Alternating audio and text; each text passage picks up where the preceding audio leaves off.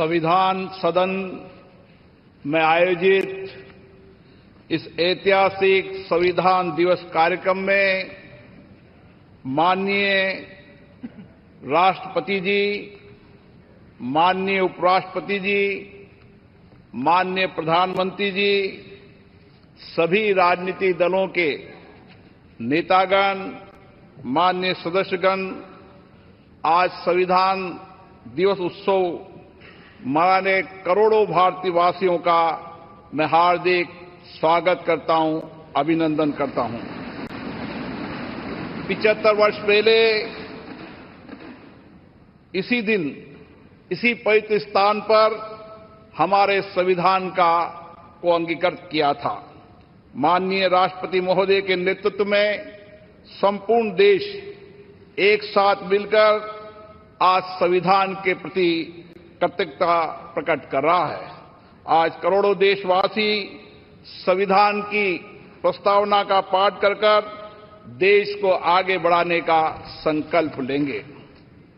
माननीय प्रधानमंत्री जी की प्रेरणा से वर्ष 2015 में हमने 26 नवंबर को संविधान दिवस के रूप में मनाने का ऐतिहासिक निर्णय लिया था। हमारा संविधान हमारे मनुष्यों की वर्षों की तप, त्याग, विद्वता, सामर्थ्य और क्षमता का परिणाम है।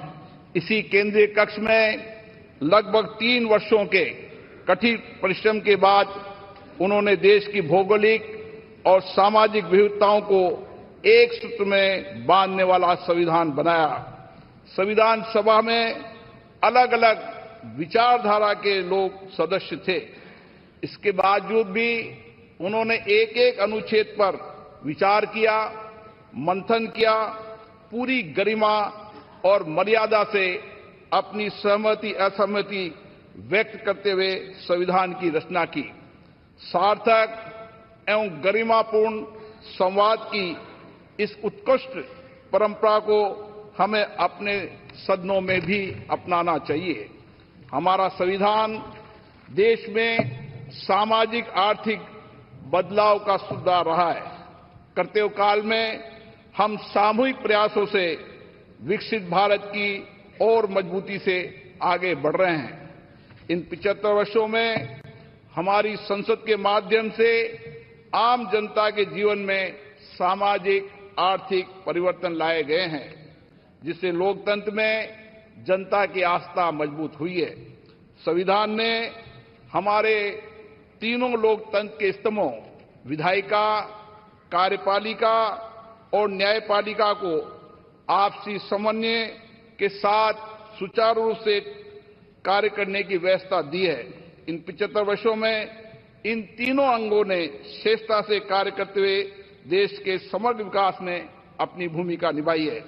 बाबा साहब अम्बेडकर जी ने कहा था, हमारा संविधान एक ऐसा दस्तावेज होना चाहिए जो न केवल हमारे देश की स्वतंत्रता और समानता की रक्षा करे, बल्कि हमारे देश के लोगों को एक साथ लाने में भी मदद करे।